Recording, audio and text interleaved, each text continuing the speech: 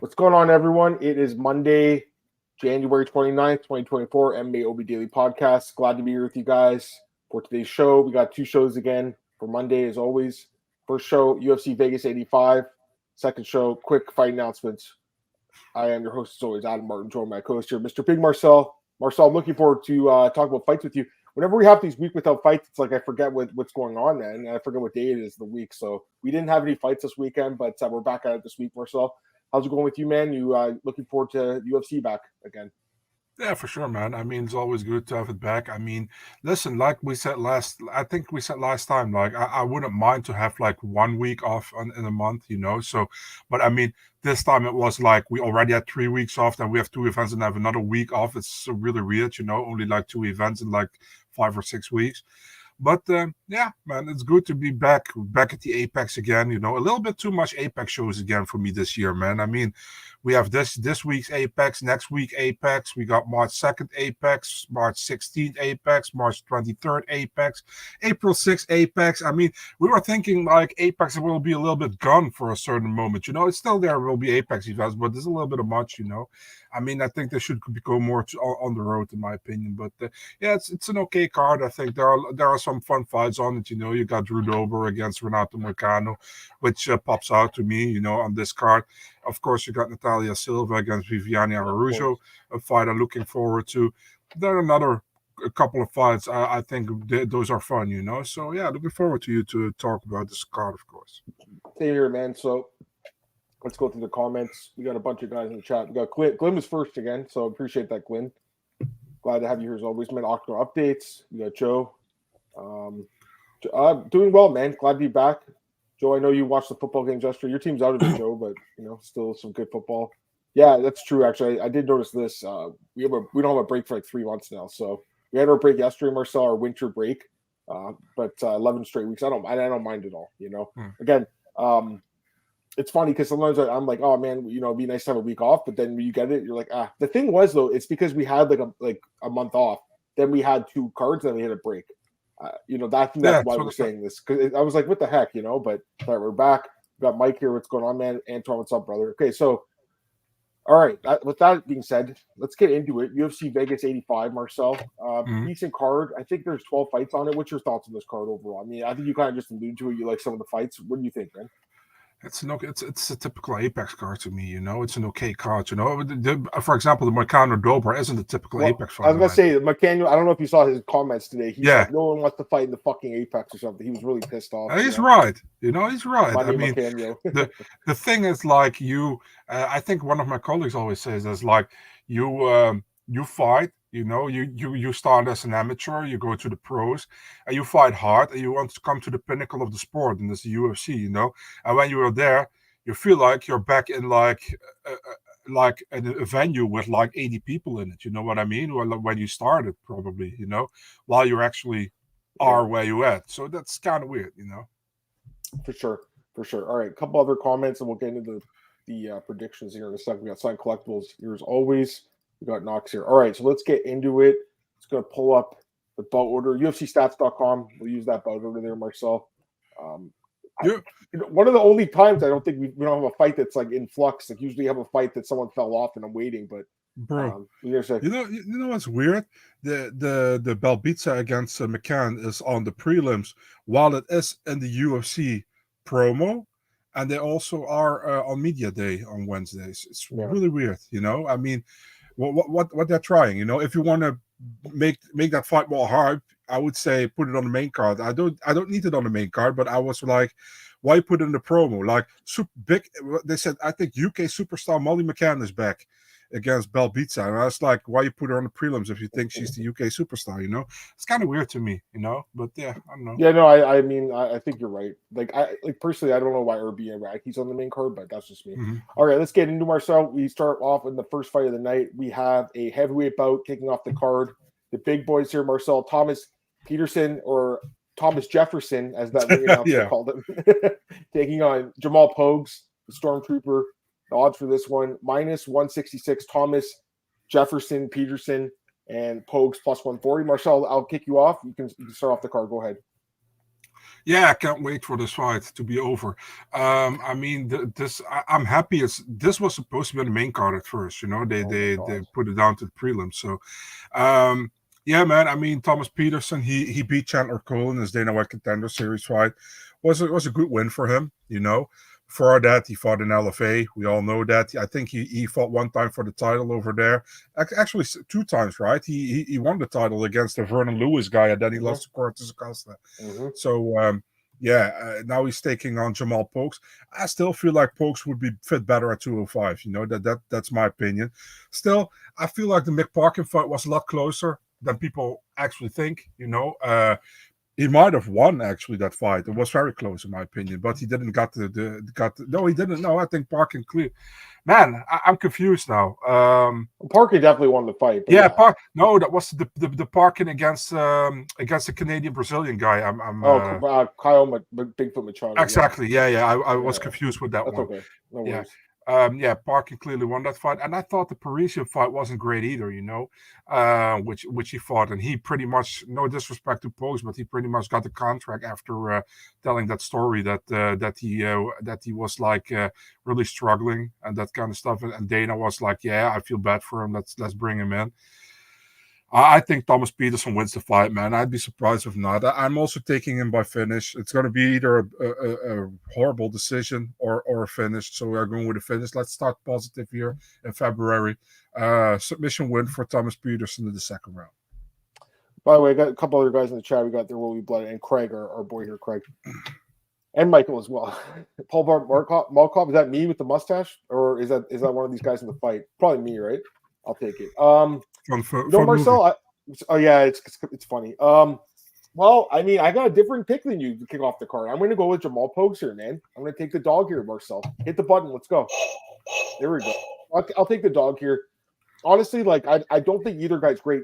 Here's the thing with Petersen. He's, like, overly reliant on a takedown, right? Like, he needs to get the fight to the ground to win. On the feet, he's going to be in trouble. And on the ground, he's going to have the advantage. But I don't think Pogues is like a terrible wrestler, grappler by any means. If you even look at the numbers, like he's the guy taking his opponents down in his fights. So like really, he's a decent grappler himself. I mean, I would say Petersen's better, but I don't think it's like an amazing grappling advantage by any means. Even if he does get him down, I still feel like Petersen is going to get a little bit tired here on the ground too. My thing with this guy is like if he was that good, why was he in the UFC a long time ago? I think they've seen the holes that I see. I think he's got an issue with the cardio too, and to be honest with you, I think Pogues has really good cardio, and as the fight goes on, it favors him. So, Marcel, here's what I think happens in this fight, and we'll see what happens. I think Petersen wins the first round. I think he starts getting tired with all the top control. Second round will be close, and then third round, I think Pogues comes out, and Petersen's going to be tired, and Pogues finishes him with TKO. Just the other guy just gets tired and loses. That's what I think happens here. So I'll take the dog, Marcel, kick off the card, plus 140, Jamal Pogues, and I did look at the opening odds, and it opened at like minus 265. So it's gone down $1 here on Thomas Petersen. So I think other people are seeing what I'm seeing with the cardio and just him not having the best striking and thinking Pogues is not that bad of a grappler either. So that's what I'm seeing here. So I like a dog here, Marcel. And this is kind of what I think as well with Glenn, but I think he can finish him Glenn in the third round too. If this was 5 rounds, I would definitely go with Pogues to finish. It could definitely be a decision too. It's like I think TKO third round or decision for Pogues, but I'm taking him. I'm not high on this guy by any means. I'm not high on either guy, but at least he has some experience in the UFC. He's gone the distance. We've seen him go the full 15 minutes. It's not pretty, but he can do it. So I'll take a shot at this guy as a plus 140 dog kick off card. It looks like other people are too because the line is going in his way. All right, let's go to the next fight here, Marcel. We have Landon Quinones against Marquel Mederos, and the odds for this one, Marquel Mederos minus 148, Landon Quinones plus 124. Marcel, you can go on this one. Start this one off to you. Go ahead. Yeah, man. I mean, we saw Landon Quinones right in the Ultimate Fighter first. He got beaten by Jason Knight by triangle. After that, he got the short notice fight in Australia against Nasrat Hakparast. He was competitive, I think, but Nasrat was better.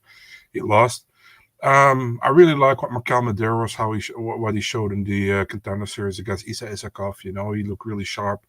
Factory X guy. I think he's talented. I think he's the favorite in coming in this fight as well. And I think rightly so. I think Mederos gets the win here. Will he get a finish? I don't know for sure, But I would go with a clear decision for MarQuel Mederos in this fight, man. Yeah, I don't know. Do you see the spelling of his name, by the way? Like the Q is capitalized. Did you notice that? It's kind of interesting, I find. No, I have no idea. MarQuel. Yeah, if you go to UFC stats and it's Instagram too. It's just Okay. there's a weird thing. I'm a writer, so I noticed that shit. And yeah, the Q is capitalized. Yeah, another fight. Like Madero's definitely a good prospect. I mean, we saw that at Contender, right? The guy looked pretty good, and obviously before that Fury FC. But I still think the jury's on him a little bit. Like the guys he's fought are actually like okay for the regional scene. The guys he fought like Fury and in FAC and even the Contender, but they're not amazing. And then with Quinones, like I'm not high on him, but like I thought he looked okay against Hackparast. Actually, I thought he looked pretty competitive. It was a good fight, really good fight. But again, very hittable, right? And that's the problem here. He'll probably get hit a lot, tagged up a lot. He's a guy that blocks punch with his faces, walks forward. I think it's going to be a decent fight. I think it'll be one of the harder fights Mederos has had. I do think Mederos probably ends up winning. He seems like the guy that UFC would want to push here, but I think the fight will be like somewhat competitive. So the line's close. I mean, I feel like the odds makers know that too. It's going to be a competitive fight, but yeah, I'll take Mederos. You say decision or you think finish? Yeah, I say decision. By the way, it's capitalized now on topology as well. So there you go. So there we go. We fixed it for him. All right. So yeah, I'm thinking decision as well. That's my pick in this one. All right, let's go to the next fight here. We got Luana Carolina against Julija Stoliarenko, or Yulia, I should say. Odds for this one, -135. Yulia Stoliarenko, Luana Carolina +114. Actually, I'm not looking forward to this fight, but like I'm looking forward to seeing your pick for it. I am curious to see who you're picking here. Let's see. What do you got? This is pretty easy, man. You either go by Julia and armbar in the first round, or you go by Carolina by a decision or whatever, you know. Mm-hmm. I think Stoliarenko can get the armbar again, you know. I think Carolina is not that great. And she can make a mistake early on, I think. You know, listen, man, if she can keep herself out of the arm bars, she's probably gonna win a decision, because in the long term I think she will do better. But yeah, I'm going armbar Stoliarenko. I mean, we've seen Carolina getting caught before by Lipsky, for example. You know, I think Stoliarenko is that. Listen, man, definitely in this weight class, I think Stoliarenko kind of has a, how do you say that, advantage if it comes to strength. You know, that's what I think. So I think she can bully Carolina early and likely get her in the armbar. If not, she's fucked. You know, but yeah, we'll see. I love it. Well, I mean, I got a different pick than you again. I'm going with Carolina, man. I think she wins this fight. I'll take her as a dog. There you go. Plus another dog here. 2 of the first 3 dogs. I like Carolina in this fight. Like I'm just not high in Stoliarenko at all. Like I know she got that win over Molly. She obviously has a really good armbar. Like almost all of her wins are by that. But let's not forget, this is someone who's 2-5 in the UFC. And one of my best picks last year. She was a great pick last year. I'll give her that when she fought Molly. I'll give you that. But I'm just not sold on her just because she beat Molly. Like Molly's just not. She's just not very good in the ground. Like Carolina actually is, her takedown defense is pretty good, man. It's 76%. I'm looking, Molly's is 43. So you have a big difference in the takedown defense. You remember when Carolina fought Loopy, able to keep the fight standing for the most part, and on the feet, obviously a good striker, good Muay Thai striking. Go ahead. You know, I agree with you on that, but the thing is, like, Loopy is really like a 115 girl, you know, in my opinion, and this is like at 125, you know, and Stoliarenko fought at 135, 145 before, so that's why I think that she can get the fight to the ground. But if she can't, she's fucked. Like I said. So, no, you're not wrong. Like you're not wrong at all. I mean, you can't pick both the fighters, right? Obviously, I agree with you. I mean, that's the one concern I have. Obviously, with Stoliarenko is the size. Like she'll be the bigger girl. Like you said, used to fight at 45 and 35, and now she's at 25, so she'll have probably a bit of size. If you look at the actual like physical numbers, like it doesn't really suggest that, but I would imagine she would be like the stockier girl in there. But like I said, at the same time, like for me, like Carolina has been someone that I've picked as a dog a lot, and she's won a lot as a dog too. She's 4-3 in the UFC, Marcel. I'm pretty sure she was a dog in all those fights. Go ahead. You pick. I know you picked her against Loopy. I remember that, for example. Yeah, you picked that before, man. Petrovic, the last fight. Yeah, you picked her also against Petrovic, I think. Yeah. And I'm checking right now. I wanted to see, was she a dog against Cachoeira? No, she was actually. I was at that fight in Brazil. She was the favorite in that one, but the other 3 she was a dog in, and she won. So she's just someone that's pretty good in that underdog role, and I think she'll win it again. So that's my what's that? When Cachoeira, by the way, Was that when Good. Cachoeira came from that Shevchenko fight? That's probably why Luana was favorite. That's pretty much. Yeah, I was there for that fight, and she got Yeah. I want to say she got kicked in the head and survived it early on. Cachoeira, for everything you want to say bad about her, she's definitely tough. I will say True. that.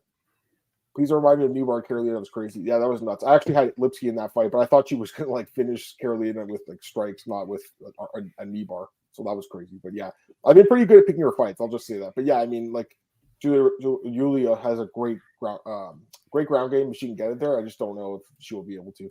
All right, let's go to the next fight here. We got Oh, this one's interesting too. So we got Blake Bilder taking on JeongYeong Lee, and the odds for this one. Lee minus 148, Bilder plus 124. Featherweight bout. Marcel, you can start this one too. Yeah, man. I mean, Blake has a new nickname. He should go with Bob the Body.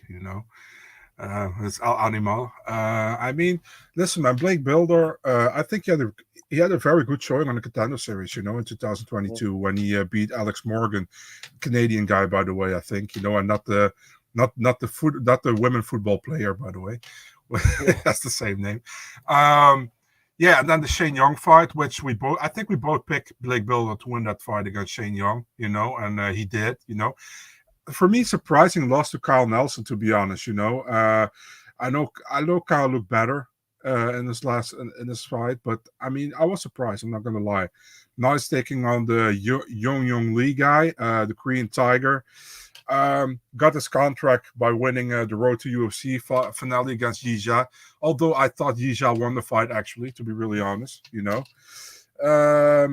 had some good fights at Road to UFC, very quick fights. But yeah, at the same time, man, I like Blake Bilder in the fight. I just like Blake Bilder. I think the league guy is good. He's fun to watch, but level of competition is not something I'm really high on. I think Blake Bilder has a better level of competition. He lost to Kyle Nelson. I think he bounces back by decision win here. Yeah, I mean, he might win. This one I'm not sure about, to be honest with you. Lee, like you said, that fight was close with the EJ guy. But, look good on the show on Road to UFC. I still don't really know what to think about this guy personally. I don't think he's, got amazing, competition on his resume. I know he has the one loss, but Road FC is a good promotion. I'll say that. I don't know. They're not even around anymore. The Road FC. Have they did a show in a while? It's been a while. I'm not sure. They were stopping at a certain moment, but I don't know if they came back. No idea. I'm gonna double check that just because I don't want to say something stupid. I mean, I usually do, but let's the Road Fighting Championship, just in case. When was the 67? Yeah, no, they actually did have a show recently. Okay, so they're back. That's good to know. Okay, that's really good. Yeah. Anyways, I mean, it's a decent promotion. I don't know. I'm not familiar with a lot of the guys. It's fine. That's basically what I'll say. Bilder, at least we know what we're getting with him. I was not impressed with the last fight. It was a bad loss. It's a fight he should have won. I mean, Nelson, I know he can surprise once in a while. He did it against the Padilla guy, but not amazing either. This one's just kind of a fight that can go either way. I think I don't blame you for taking a shot in the dog here. I think he's definitely got a chance. I'm just kind of down on Bilder after that last fight.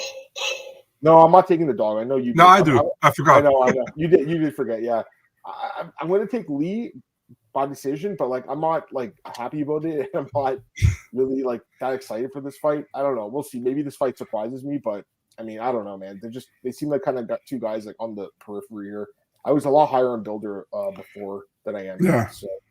But I hope at the same time, I hope I'm off the wagon too soon either, right? I just thought last fight just really left a bad taste in my mouth. I'll tell you that right now. And this Lee guy, there's a reason they could push him here. I mean, it seems like they would probably try to go back to Korea this year. I mean, they were supposed to go, I want to say last year, and they didn't. Right? Was it last year? And they didn't.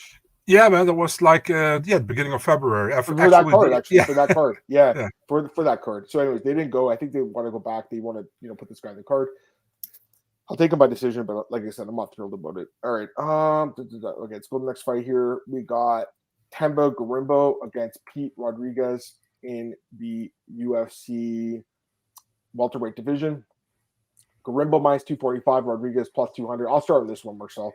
Yeah, I'm taking Themba.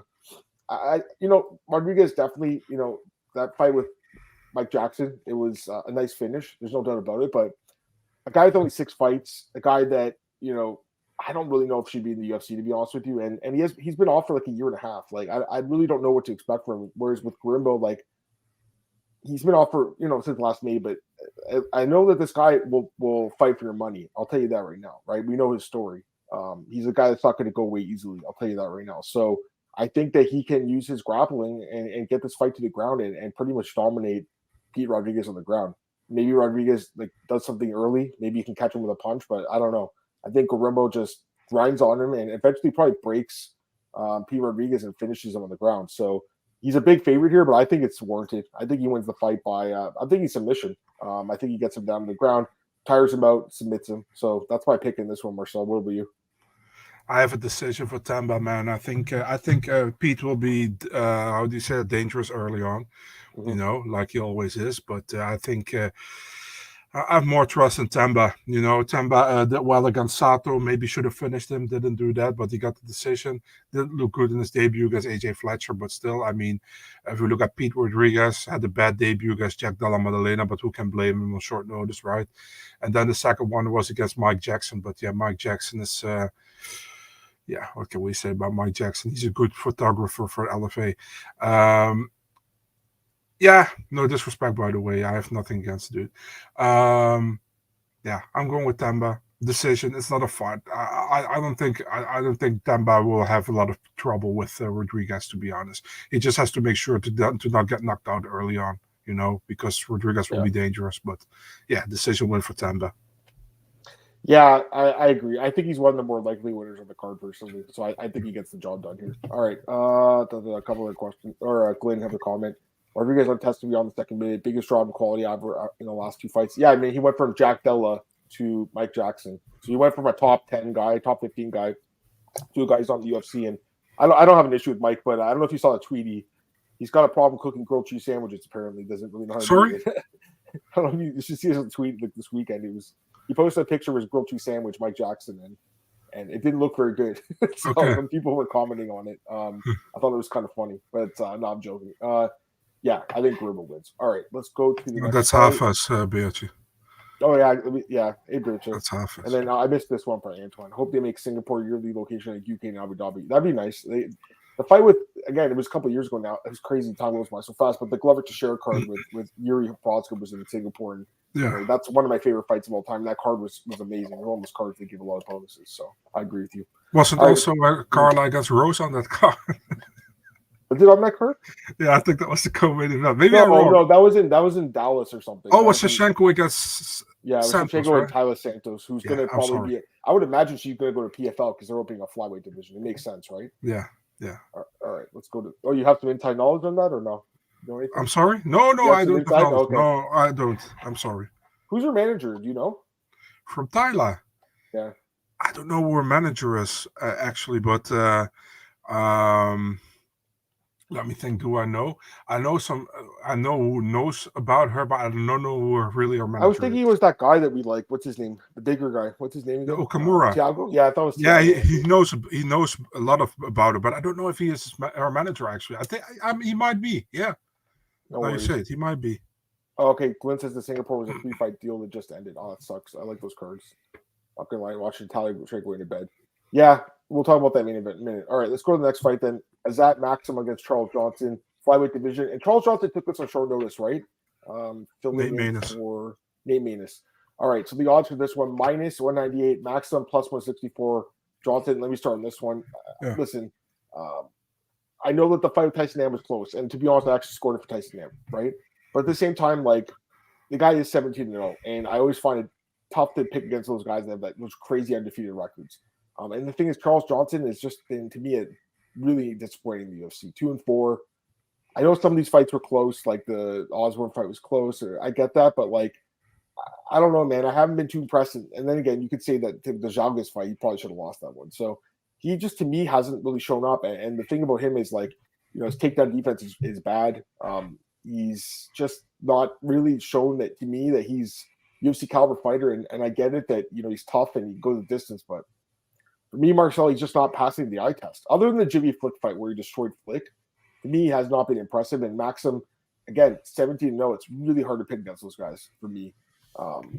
So I would love to see him wrestle in this fight because it's the easiest path to victory for this guy. If he can just take down Charles Johnson, and Al Johnson's got a good get-up game. He'll get back up, but he gets taken down like crazy. I think Maksum wins the fight by decision. Charles Johnson's tough, but I think he's going to lose another decision. What do you think, Ren? Yeah, man, I think Charles Johnson is a fun fighter, to be honest, but he makes some weird choices sometimes in the fight, If you look at Azat Maksum, it's like what you said, man, close fight against Tyson M could have gone either way, in my opinion. But yeah, there is for me, like, there is no reason to pick Charles Johnson here, Listen, Maksum didn't look amazing in his UFC debut. He looked decent, I think, for example, Almabayev looked a lot better, was also like from Kazakhstan. But yeah, I'm picking Maksum here as well. I think he edges out the decision. Yeah, so we have the same pick on that one. All right, Let's go. A couple of comments here. Nakamura's a manager. That's what I thought. See, it is. I think it is Thiago. You should ask him. She's going to sign with PFL. You should break the news on this podcast. Johnson's probably his mentality, does have the skill. Yeah, I kind of agree with that too. All right, let's go to the next fight. Here's Marcel's favorite fight of the night, or second favorite fight of the night, because we know what his favorite fight is. But we got the rematch between Molly McCann and Diana Belbita. Odds for this one, Molly's a huge favorite. Minus 290, Diana plus 235. So Molly's the second biggest favorite in the card, I think, right now. It's crazy to me. What do you think? What do you think though? I mean, because she did, I'll tell you right now. I look back at the first fight, dude. She won 30-25. Like it wasn't even close, but it was a few years ago too, right? So I'll let you start because I know how much you're looking forward to this fight. So you can start on this. And it was at 125, and this is at 115, so it's also a different, Sure. I mean, this is a much closer. It's a much closer fight to me than on paper. I understand that Molly is a favorite. That's okay to me. But she's almost a 3-1 favorite. That's kind of crazy to me. I would never put that much money on it. I mean, if you look at Molly's last two fights, she got early beaten by Stoliarenko, and she got beaten by Blanchfield. Now we all know, besides the idiots, that she was going to got beaten by Blanchfield, And the Stoliarenko fight, it was like if she can make sure to not go on the ground early, she might can win that fight, but she couldn't prevented that, I think Belbita is looking better than she did before, Not great. I mean, she lost to Carolina last time, although still was a competitive fight, but I think she clearly lost. Before that, she looked pretty good against Maria Oliveira. But Maria Oliveira, like, how do you say that, borderline UFC fighter? I think she's cut now, So yeah, it's difficult, I feel like it can go both ways, to be really honest, I think this is, for me, this fight typical split decision feeling to me.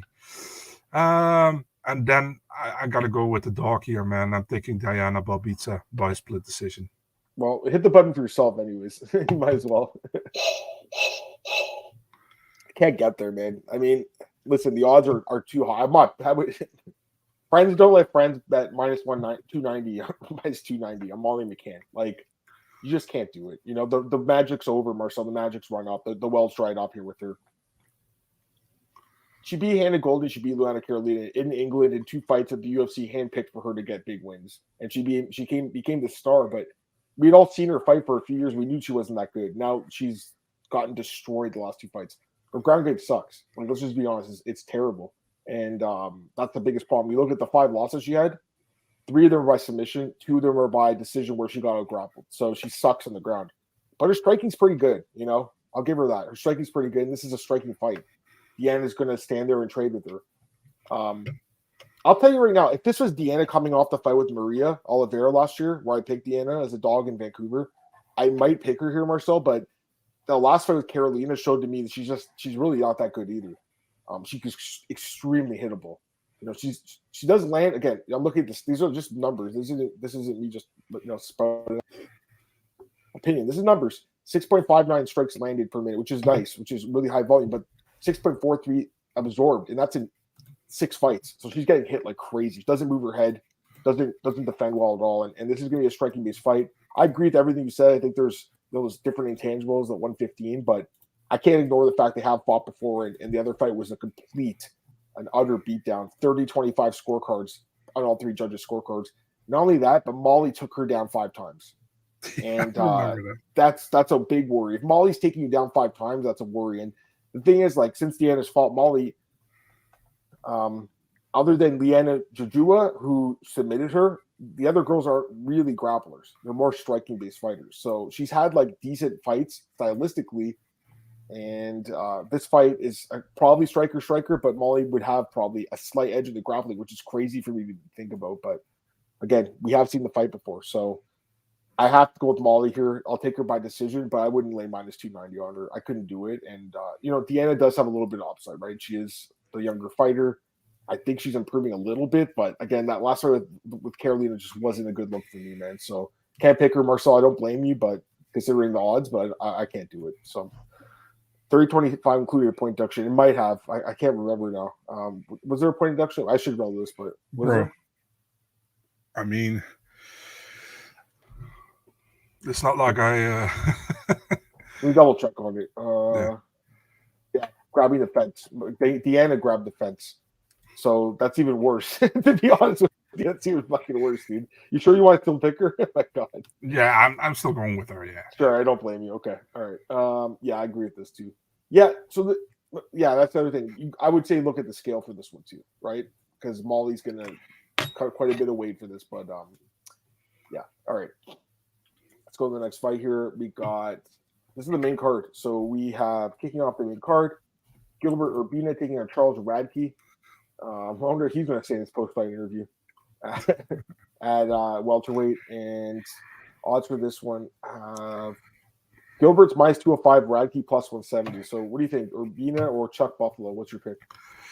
Yeah, man. I mean, interesting fight. Chuck Buffalo, he had that great post-fight speech, which rhymes with maggot. Yeah, I mean, hey, don't say it. You don't get canceled, man. Don't say it. I said maggot. Maggot. That's okay. Okay. So yeah, I mean, the fight wasn't great. Let's be honest. He fought against Blood Diamond. It kind of was a sucky fight. Let's be honest. He came from Cage Fury, where he was the welterweight champion, where he beat Raheem Forrest, who lost in the case Dana White Contender Series to Danny Barlow, by the way. Gilbert Urbina is kind of I don't know where to put him. You know what I mean? I think he's not amazing, but I think he's a better fighter than Charles Radke, Gilbert Urbina had a great win over Orion Kosi in his last fight. Before that, he lost to Brian Battle in the Ultimate Fighter finale, which he took on short notice, and he looked good in the first round, but he clearly gassed because he took it on short notice from the Ultimate Fighter. Therefore, he only lost to Sean Brady, which is not a bad loss at all.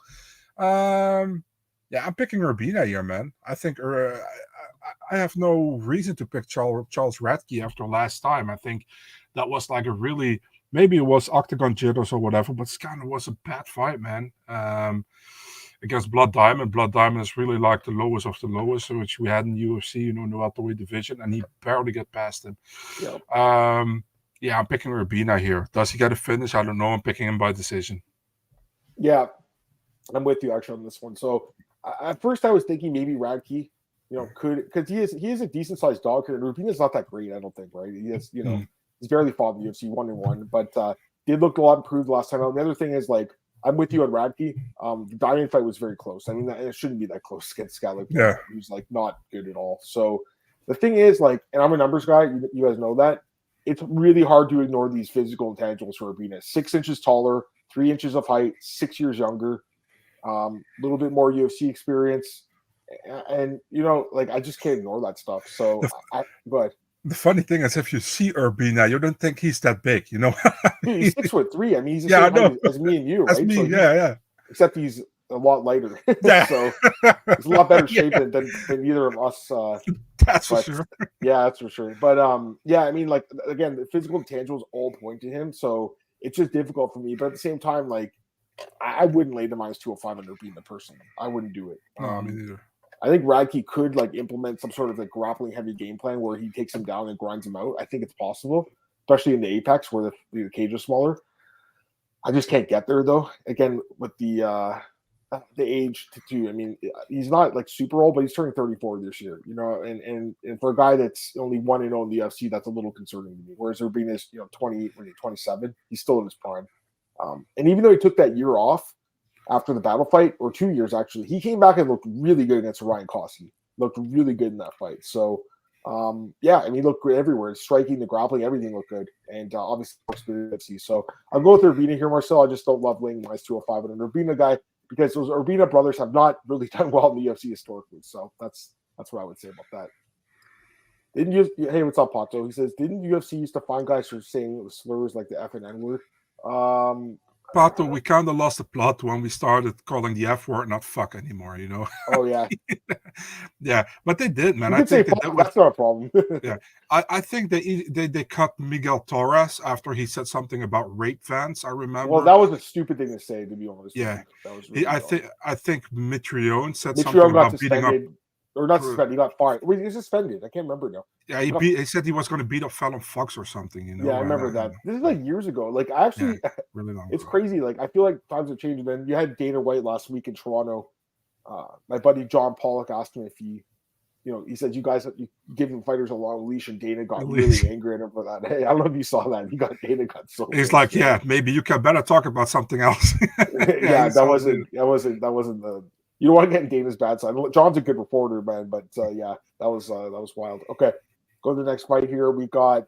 I know you like this fight, and I'm not even joking. I know you really like this fight. Makhmud Muradov against Aliaskhab Khizriev. Am I saying the right name? How do you say the first name? Go ahead. I say Aliaskhab Khizriev. Okay, so I had it right. Okay, good. Thank God. I think if you have the K and the H, you have to say, you know, Aliaskhab Khizriev. Aliaskhab. It's Aliaskhab, I think, but I just say Cap. I'll just say Khizriev. It's a lot easier. And we got our boy Makhmud Muradov, who's obviously a veteran now at this point. Okay, so the odds for this one, middleweight fight, minus 180 on Khizriev, plus 150 on Muradov. Curious to hear your pick on this one. What do you think? I'm a big fan of Khizriev, dude, for a long time, but he doesn't fight too often, you know? It's only his second fight in the UFC. I think he had a couple of canceled fights. He looked really good against that Shigimoto guy in the Dana White Contender Series, but that was in 2020, man. He only fought against Dennis Tuyulin. He got that win in the second round, but I was thinking he should have maybe finished him already in the first, but Dennis did gave him pretty good opposition the first 3 minutes, I think. If you look at Muradov is super inconsistent, man. I remember him coming in the UFC. People were like, yeah, he's going to be the next big thing. I think he won his first 3 fights, and then he lost to Murashard. He completely got dominated by Caio Borralho after that. And he won against Barberena. It was a competitive fight, but he won that fight, you know? I think Khizriev will be dominant with his wrestling, man. I think he will almost like Caio Borralho him and maybe even finish him, you know? So I'm thinking Khizriev, and I think we're going to see a submission in the second round for Khizriev. I mean, the guy's definitely talented. There's no doubt about it. I mean, he looked, like you said, really good in the contender. He looked good against Tuluman. He looked good against Paul Harris, but 3 fights in 6 years. Yeah. Very inactive. Very, very inactive. Definitely a good fighter, though. I mean, there's no doubt. I still think he's in the wrong weight class, though, man. I still think he should be a welterweight, and I think he's in the wrong weight class. And he's fighting Muradov is a decent sized middleweight, and I think Makhmud can get the upside here, Marcel. I think that Khizriev will maybe be able to get him down, but he won't be able to hold him there like consistently like Borralho did. And even Borralho, looking at the stats, only had 1 takedown that fight, 5 minutes of control. It wasn't as dominant as maybe it seemed, I guess, when we watched it. There's no doubt that this guy's hold is grappling. I mean, we know that, but I will say this: it looked improved against Barberena, but again, Barberena, not a middleweight. And not really a grappler. And not really a grappler. I agree with that completely. I'm just saying, like, it seems like at least he's working on that, his grappling in the gym. I would hope, because his striking is good. We know that. We saw the knockouts already. I think Makhmud can surprise a little bit here, man. He's got way more experience in the UFC. He has way more experience overall. He's way more active. And the other thing is, again, I'm a numbers guy, and I just talked about the last fight with the size. Look at this fight, 5 inches taller, inch of reach. That's not really a big deal, but the height too. That's, to me, it's like gives him a little bit more leverage to stop those takedowns, I think. So, yeah, he is a dog here, Marcel, but, a guy who's, like, again, way more active, a guy who's consistently fighting, and I think he's improving a little bit. I know that, he lost those 2 fights, but at the same time, losing to Borralho is not a big deal. And losing to Mearshart, it wasn't a great look to gas and get subbed, but don't forget he was a massive favorite heading that fight. It was a bad upset loss. It wasn't good, but I'm not going to write him off just yet. I'll take Muradov for a dog pick here, Marcel. I'll take him here. So we got a couple of dogs on the board. We haven't had a consensus one yet. We still got a couple fights left, but we will get one. I'm sure we will get one. No consensus dog yet. All right. Muradov is in training in Dagestan. Working his takedown. Yeah, that's what I'm saying. I know that offensive grappling obviously is different than defensive, but you can tell he's putting the work in the gym. I'll just say that based on the last fight. All right. I'm sure we're gonna have a consensus dog in this in the next couple ones. I'm sure. I mean, we'll see. I'm surprised if not. I know we've had a few dogs, and there's been a few I'm kind of close on with you, but probably you the same way, but haven't been able to get there. So this one I don't think so though. Natalia Silva against Viviane or Araujo. Natalia is a massive favorite, Marcel, minus 345, Araujo plus 275. I don't even think we need to spend a lot of time on this fight. Natalia Silva wins this fight. There's no doubt in my mind. I think she's the clearest pick on the card. Super talented girl. We both really like her in the podcast. All you guys like her too. She, again, everything passes the eye test here with her in more ways than one, Marcel. She's just a really good fighter, man. Good striking, good grappling, good cardio. Young, 20, she was 27 on Saturday, actually. Her birthday is on Saturday. It's her birthday. She's going to get a win in her birthday. Against Vivi, who's 37 now, who's inconsistent, who she did have that win in her last fight, and you picked that upset, which was a really nice pick, but she's tough. She's got good cardio. I'll give her that. But this is a clear spot for the UFC to build up a young prospect against a veteran who's on the decline. There's no doubt in my mind that Natalia wins this fight by decision, I think, probably too. So that's my pick. What do you think? Yeah, all my friends love Natalia Silva, dude. I mean, listen, Viviane Araujo, I always liked her. You know that. I think she's a good fighter. I think she got screwed against Shukagian, and that was her ticket to the title, which she didn't get. Then she fought Andrea Lee. She got knocked down in the first round, but she came back in the second and third. Then she lost a close fight to the champion, Alexa Grasso, But the Amanda Ribas loss was bad to her, in my opinion. The Jennifer Maia loss was win was close, but she won the fight. Natalia Silva, listen, not the same, how do you say that? Not the same strength of opposition, of course, because she's kind of new in the UFC. But, man, 4 wins, and she completely dominated adjustments, just to the vicious on the ground and stand-up, Against Bleda, she had a little bit of more difficulties in the first round, but she came back and she finished her with a spinning back kick. Victoria Leonardo, I don't understand that fight, and such a stupid fight to make because, I mean, this is what we said, she started like pretty much high, and the next couple of fights, she went down in opposition, in my opinion. And then on her last fight, Andrea Lee, she also clearly beat her. Araujo I think it's a big fight for Natalia, If she wins this fight, she has a really good win on her record, I think. Araujo, she has to win to be relevant in the division. Natalia by decision, I think. I think that's the best way to pick here. Yeah, no, I agree. I think that's the way this fight goes. Like almost all of Araujo's fight go the distance. Antoine, just a phenom, could become a star. I know she has 5 losses. My mind, she's undefeated because of her UFC record performances. Yeah, I agree. I mean, you can't forget that she did lose all those fights in her early career. But I mean, look how young she was when she was losing those fights too, right? Like, it's hard to completely ignore them, but at the same time, I'm not too worried about them. She's improved since then. Her Araujo's cardio is concerning, and Silva's basically upgrade version of Araujo. Yeah, I agree with that too. Araujo's tough though. She has gone the distance in 9 of 10 fights in the UFC. She's if you like fighting over 2.5, she's the best fighter to bet on probably the women's weight classes. All right, let's go to the next fight here. We got this is a rebooking. We got Randy Brown against Muslim Salikov. This fight was supposed to happen at UFC 296. I want to say, was it Salikov got sick the day before? No, Brown got sick. Brown got sick. That's what happened. So Brown got sick. The fight got canceled. I'm glad they rebooked it. Yeah. Now we get to see it. Brown's the favorite still, minus 245. Muslim plus 200. I picked Brown the first time. Nothing really changes for me. I'm still picking him again. I don't really like the odds, personally. I wouldn't bet on this fight. I think the odds are a little high. It's going to be probably a striking-based fight, and Muslim's a very good striker. But the thing is, though, if it becomes a grappling-based fight, I think Randy's got the advantage there, too. So, yeah, I mean, I would give Randy the advantages. Again, the height and reach, and got the UFC. Well, they both have quite a bit of experience, actually, but way more fights in the UFC. I should say that. But they've both been in there for a while. Salikov's actually been in the UFC since 2017. People kind of forget that, but yeah, he's also 40 this year. I can't bet him. These 40-year-old guys are tough to pick. They do occasionally win. I don't know about this one though. Brown by decision. What do you think? It's gonna be a fucking close fight, I think. The thing is, like, I'm surprised. This is pretty much to me like the McCann Belbita line here. It's like way too high, in my opinion. I think both guys will be very competitive with each other. I think Salikov might have the early lead in this one. I think Brown will take over. I think Brown will probably win a second and third round here. I'm picking Randy Brown. I don't see a finish. I think both guys are super tough. I think a lot of this will be standing. I think Randy will mix in a little bit of his takedowns if it's possible.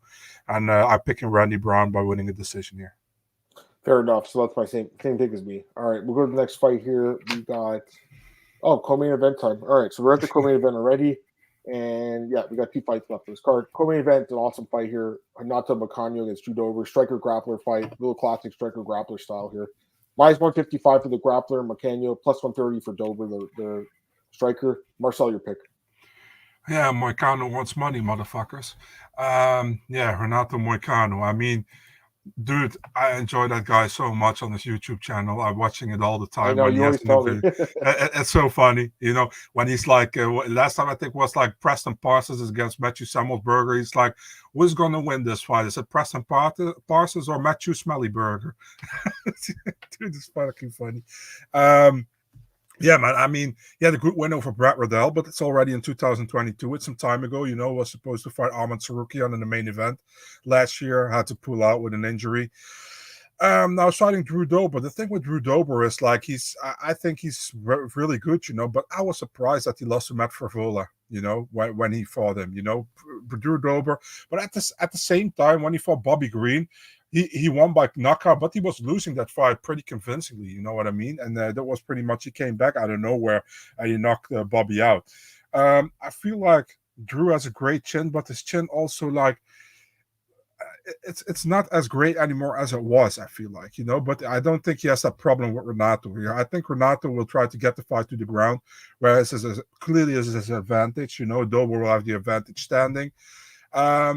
I think going to be a grueling fight, man. 3 rounds. Looking forward to it. I think Moicano wins.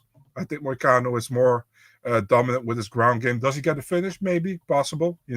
But I would say Renato Moicano by decision in this one. I like Moicano here, guys. I think he submits Drew Dober. I'm pretty sure that's how this fight goes. Don't get me wrong, Dober, man. You talk about knockout power. He's one of the best. I was looking at the stats today, so he has like 9 knockouts in the UFC, which is really incredible. Obviously, he's still knocking guys out. It's beyond impressive. I know his chin's probably going a little bit. We saw against Favola, his chin went for once.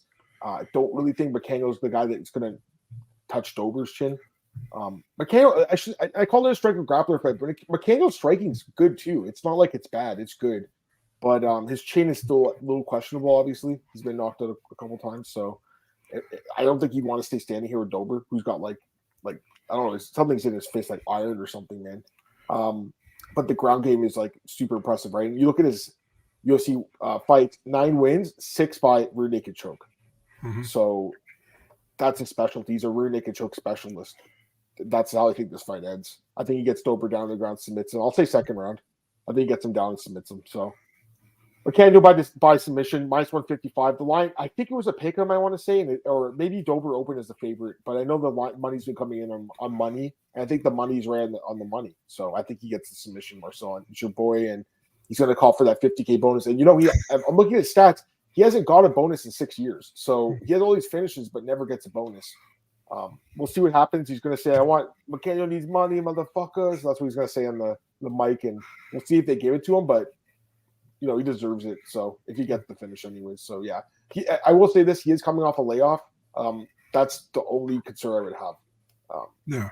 But he's been in the limelight still. It's not like he's disappeared. We know where he's been, and he trains at the best camp probably in ATT. So I'm not worried about this guy. They'll have him ready to go. Just got to watch Chin, man, because Dober hits so fucking hard. I wouldn't want to get punched in the face by Drew Dober, Marcel. That would suck. I'll just say that. So yeah.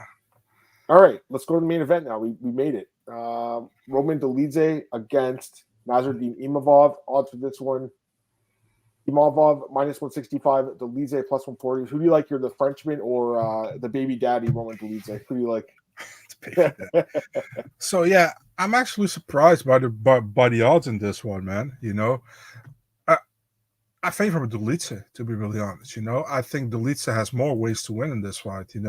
I think he can use his wrestling, which he doesn't use too often, maybe. But still, I think he. I like Dolidze a lot, actually. Imavov is a good fighter. Don't get me wrong, but he gasses badly after 2 rounds all the time. You know what I mean? He gasses badly. And we saw it in the fight with Sean Strickland. We saw it in the fight with Buckley. The Curtis fight, not so much because we were still in the second round. But we've seen a lot of fights of his. If he doesn't finish, he gasses. That's a thing that Dolidze is also slowing down, but he's not gassing. So I think if Imavov doesn't stop him with punches, which I don't see happening, I think Dolidze wins the fight, man. I think he submits him, maybe even. It wouldn't even be surprising me if maybe TKOs him with ground and pound. I think I go with that. I think I'm going with Dolidze 4th round ground and pound TKO. Yeah. There you go. So here you go. Here you have your woof. This is crazy. This is like the last chance we have to get a consensus dog here, but we're not going to get it this week, which is it's giving me a tear in my eye. I'll be honest with you. I can't take Dolidze though because it's 5 rounds. If it was 3 rounds, I might, but it's 5, and I don't trust him at 5 rounds, man. We never. I have to with Imavov. I don't trust Imavov for 5 rounds. You don't, eh? No. Fair enough. At least I know he's been 5 rounds. I'll tell you that. That's true. He did fight this champ for 5 rounds. Yeah. And I want to see what round he won. I think he won the 5th round, didn't he? Yeah, he did. But also take in mind that Imavov training for Gaslam and Strickland I know, was 4 days. Yeah. I agree. The fight with Buckley was the worry, right? Where he got really tired. I mean, there's no doubt. But I still trust his cardio more than Dolidze's. Dolidze, I think that fight with Vettori was very close, but you saw he started to slowly fade as the fight went on, and you're adding 2 more rounds here. I don't know about that. There's no doubt this guy's he's a dangerous fighter, man. He's good. There's no doubt. Huge power. And like you said, he got submissions. He hasn't really used them in the UFC, but he has them. But Imavov, to me, he's done pretty well in the UFC. I think he'll be able to throw more volume, and the numbers suggest that as well. He'll be able to avoid those power punches, stay on the outside, rack up volume, pick up points. I think Dolidze probably wins the 1st round, maybe the 2nd round. But as the fight goes on, Imavov gets those rounds under his belt and wins the decision here. So, I think he gets the job done. And I'm just not writing him off yet after the last 2 fights. Like, you look at it, it's like 0-0 and 1 no contest, but he lost to Strickland, and he was beating Chris Curtis handily. And that's the thing with the Chris Curtis fight. I wasn't sure. I'm like, man, I'm not sure about this guy. I thought he looked amazing against Chris Curtis. He looked amazing in that fight. Yeah. So, and Dolidze looked good against Vettori too. Dolidze looked good against Petersen. I like Dolidze. He's a good fighter, man. I think he's very good. But again, I just don't trust the cardio in 5 rounds. And there is a big age gap here, 7 years. Dolidze's 35. Mr. Baby Daddy. We'll see what happens. I mean, that could motivate him even more, and he could come out here and have a great win. But we'll see. I'm leaving Imavov by decision somewhere. So I'm really sad though, man, that we don't have a consensus dog this week. That's bothering me inside. It's really bothering me inside, man. But we just couldn't get there this week. Go ahead. James just tweeted that Melsik Baghdasaryan is out of next week's fight against Haider Amil. That sucks. Hopefully they can find something for Haider. Yeah. They get some comments here. Joe likes Dolidze. Antoine, Dolidze, literally Mr. Steal Your Girl. Yeah, you don't want to bring your girlfriend around Mr. Roman Dolidze, man. He's just a big, strong, handsome Georgian. You want to bring around him. Imavov's my lock. Better striking, good grappling. Please do 2 flat-footed striking, too simple. I kind of agree with Pato. I mean, he could still catch him with a big punch block. You never know. Don't forget he fought Strickland 10 pounds heavier than him. Yeah, that was at 205. Chris Curtis quit. He didn't want that fight. That's for sure. But he was losing. I don't blame him though for taking the no contest. I think he should push Roman if he wins. I don't think he has much left in his prime. I agree. If Roman wins this fight, they got to give him some of the top 5. I mean, honestly, I thought he did beat Vettori, but the numbers do suggest Vettori edged it out. I don't know. Who do you think won that fight? I can't remember. Well, Vettori or Dolidze? Yeah. I gave Vettori the second and third round, but a lot of people thought that Dolidze won the fight. Yeah, it was so close. It was very close. But regardless, I mean, he didn't win, and I did see some of those issues with some of the grappling, or sorry, with the cardio. So yeah, that's kind of what I'm leading here. All right, so that's it for UFC Vegas 85. Fun card. Just wrapping up the picks. We had different picks on. I'll just say the dogs I picked were Muradov and Carolina and Pogues. So I took 3 dogs. And Marcel took Belbita. Belbita and Bilder, right? Yeah. So you had 2 Al dogs. Animal. Yeah. Who? Al Animal. Blake Bilder. Animal Builder. Yeah. Was that it though? I thought you took another dog, or you took the 2. You have the I think those 2. Yeah. Yeah. So we had 2. Who would you say is like your top pick on the card besides Natalia, which obviously she's besides Natalia, you like McCann, eh? I like McCann a lot. I like Gorimbo a lot. Yep. Let me think. I agree with you. I agree. Yeah. Those 2 as well. Those are. You picked Pogues as well, right? I did take Pogues. Yeah, I honestly think he wins that fight, man. I think, like I said, Petersen can get tired and Pogues can take over late, but we'll see. We'll see what happens. You're welcome, Michael. Glad to do the show for you guys. All right, so that's it for UFC Vegas 85. Fun card. We'll see. I mean, hopefully. Yeah. Didn't have one of this consensus ones this week, which brings a tear to my eye, but it is what it is. All right, Marcel, let's wrap this up, and we're going to do a short fight announcements podcast, guys. Yeah. So if you want, join us here in a minute. We're going to do some fight announcements, go over the latest UFC news and fight announcements. If not, we'll be back next week. But thanks again, guys, for joining us, and talk to you guys soon. Peace, take care, and hopefully see you in the next show. Bye.